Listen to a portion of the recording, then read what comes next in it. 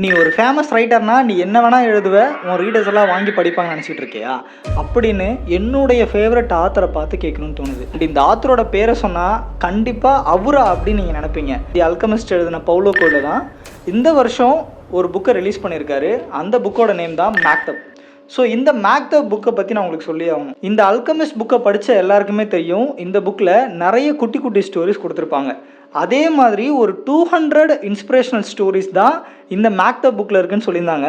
But அதில் ஒரு story கூட இன்ஸ்பயர் பண்ணுற மாதிரி இல்லை. ஸோ இந்த மாதிரி ஒரு 200 ஸ்டோரிஸ் இருக்குது. வாவ் சூப்பர், நாம் இந்த புக்கை வாங்கி படிக்கலாம் அப்படின்னு நினச்சேன். பட் அது எல்லாமே வேஸ்ட்டாக போயிடுச்சு.